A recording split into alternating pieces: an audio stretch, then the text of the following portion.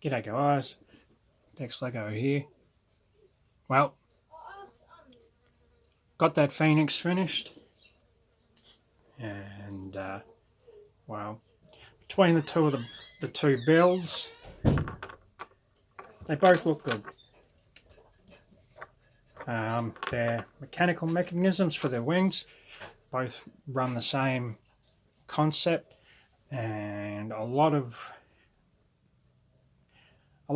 things in the wings, and apart from colour and maybe a couple of small things, are pretty similar. Both brilliant builds, very small birds. With the headwing, they put the minifigures characters on the stand. On the forks or the Phoenix, they generally don't. It looks like it's actually sitting just beside it, but I've put it on the stand as well. I do have some spare parts from both birds sitting here. If you can, if I move things around a little bit.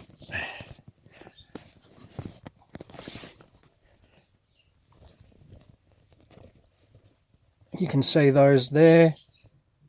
That's the spare parts from both the birds. Just little bits like some Technic parts and a couple of small white stub pieces. Ooh, you don't want to see that roof of that. And so yeah, so that's them in comparison. Like I said before, both birds don't really have a great range of motion in their wings, but they do work. I'll try and stand the camera in a better position. Not going to work, so forgive me on how shaky it might be. Let's look at the Phoenix to start with. Oops, there's a few more spare parts than I thought, because that side has more detail under the wing. On the other side, I've been a little bit slack and haven't quite finished. There we go. So there's what I haven't finished yet. That's why there's so many spare parts, as I'll have to do that small portion of detail that I've missed, as compared to, if you can see that, what that is there. So I'm still got a little bit to go, but that's all good. According to the diagrams on both books, the owl, as such, has a few more pages, has 144 pages to completion, and you'll find with the Phoenix that there's only 136 pages to completion. Both very crisp and clear, quite handy for the age group that would be building both these kits. Both, I think, both at 10 plus, but still very clear on the way they do their instruction manual. At first, when I was building the Phoenix, there was a couple of pages that I thought might have been doubled up, but in a slightly tired state, now that I'm a little more clear-headed, I went back and had another look, and it was just showing the extra steps. I've just gone ahead and duplicated a lot of steps, and so I've flicked over a few pages, but it's all good. I will try and stand my camera up. Just give me a second to change the angle of it. There we go.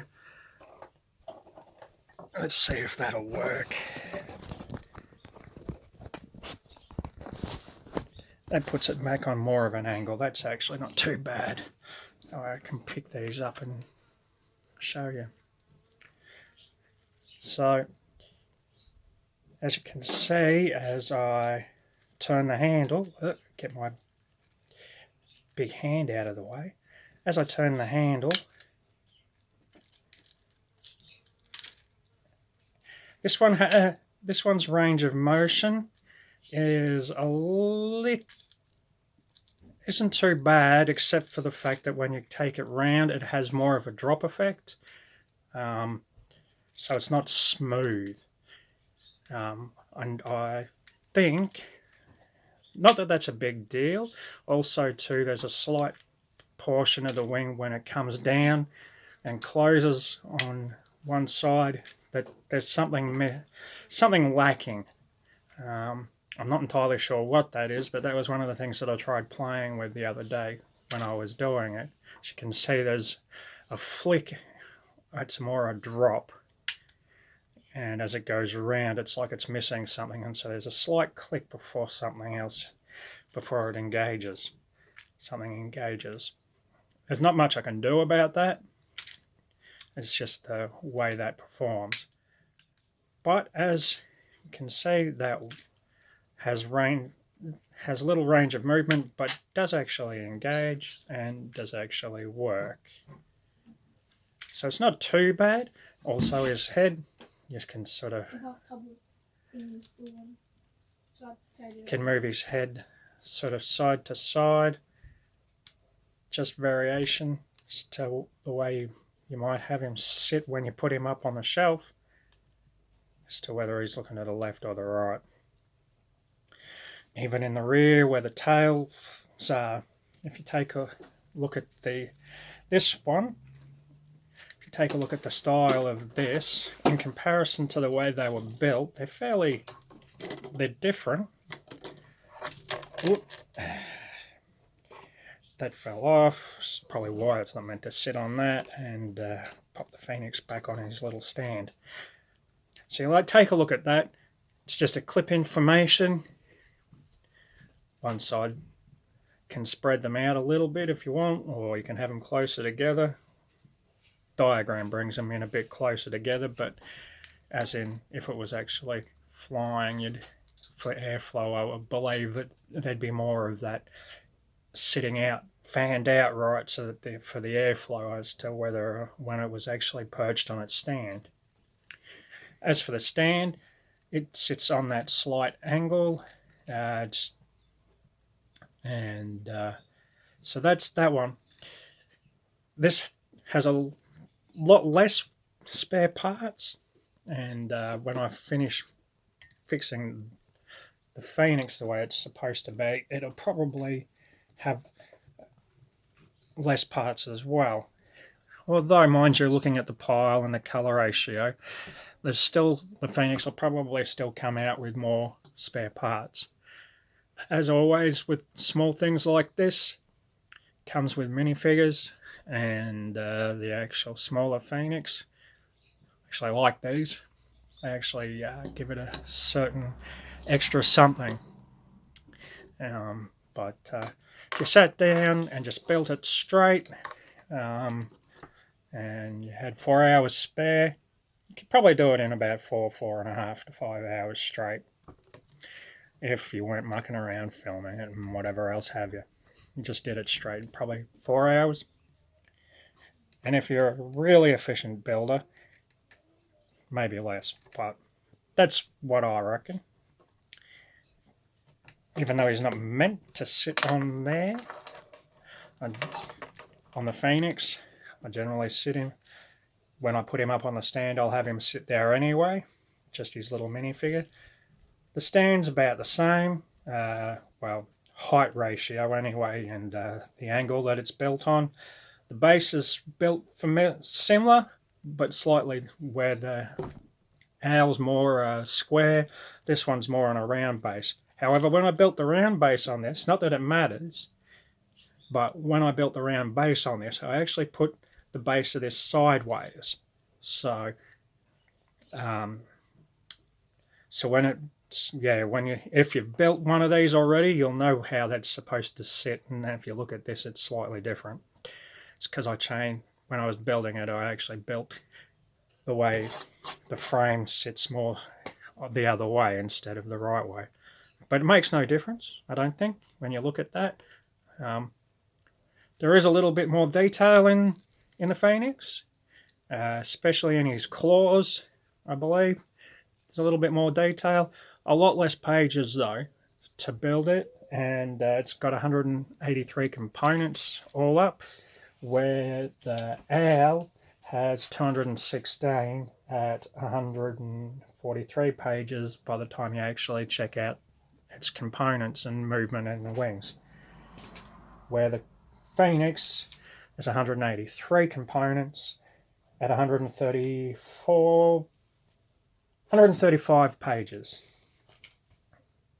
before it's, well, you could actually say 136 if you actually sat it there and were just looking at it.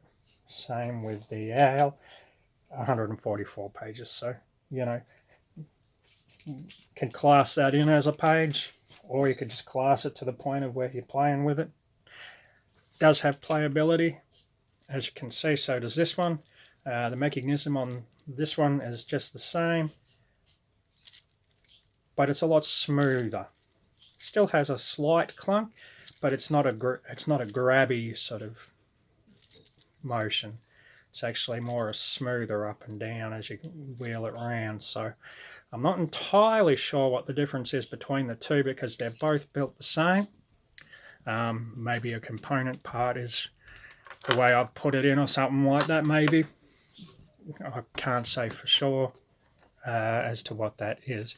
You can move the tips of, move him.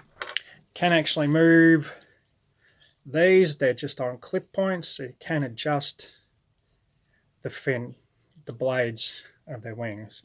Same in the rear. On the other one like that as well, you can also slightly adjust those as well. But that's the way the book actually says that it should be on the Phoenix. So that's those, and I've enjoyed building them. I probably could have built them a lot quicker, but you know, in that 4-hour period, like I said, 3.5 to 4 hours, I probably, if I just sat down and did it straight. But life goes on, as they say. So that's those two. So they're complete. To look at them side by side, let's see if I can get you a shot of them sitting together. And there they are. They're not too bad builds, and they actually look quite good. I like the Phoenix because it's got a red and yellow and orange through it, but the owl I like just as much because it's white. But that's owls for you. They're more white, I suppose. Or actually, no. I don't know. If you actually really looked at an owl in the wild, you're probably looking at more browns. I would assume. More a brownie sort of colour, I suppose. I've never actually seen one in the wild, so couldn't say for sure, but I'd be guessing. But anyway, guys, I just want to talk briefly about what I'm up to next. Now, this was deliberately bought for what I'm going to do. Now, I'll throw those under there. Now, if you look through and back through some of my pictures on Facebook and YouTube as I'm showing around where things are, you'll find that I'm into the Speed Champion Lego. And there's some there that I've modified and some there that I've built. There was a Porsche series that I did and throughout it, and I then went and made a black and an orange and grey Porsche that aren't in the colour range. The green, white, and it's the green and white, or green and white are your two major colours for those in the Speed Champion range, I think. It's been a while, and I mocked two up as to the other two, so I've got an orange and a grey one and a pure black one. But enough about that. I also have a Speed Champion. I continue on from it anyway, even though I said it was going to be enough of that. I actually built a ute out of one of the Mustangs that came out. Uh, so I actually have the bigger Mustangs as well, and just a small tip to the future whenever it happens, because it's in the backlog. I do actually plan on building one of the bigger Mustangs into a ute. I do have one that I translated to black, and to those who know me, I do muck around like that, but I actually would disappoint a lot of people because I actually used the one of the black Batmobiles. Now, most people would say, "Oh, spare parts, yeah, very expensive." But anyway, I actually have another one just to build for that purpose. So, because they are that particular version Batmobile is a really nice Batmobile. However, back to what I was talking about.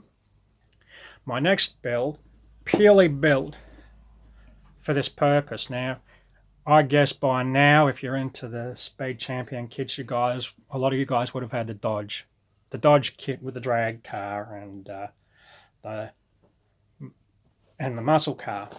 Well, I actually bought this kit purely to crossbreed them. So the muscle car is actually going to get components from the drag car and to bulk it up. So that was my intentions with that particular kit, not to build it side by side like that. So that will be what I'm up to next. So yeah, so that'll be a bit of fun. And I also do start a new job on the 4th, so I won't be as active. So it's all good. That's how I pay for half of it. And big shout out to all the guys out there that build their mocks and do all of that work. A lot of guys out there, a lot of groups out there, a lot of creative people. And so big shout out to those who do actually enjoy what they do with the Lego and the modifying and mocks and so forth and so forth. Absolutely awesome to see. Some of the cities that the guys build out of the city range, don't know how you guys do it. Must have a spare room somewhere for these sort of things, because some of the cities you guys build with all the trains and everything else like that, it's just absolutely awesome. Many hours of work. Love seeing it. Absolutely awesome. So, till next time, Dex Lego out.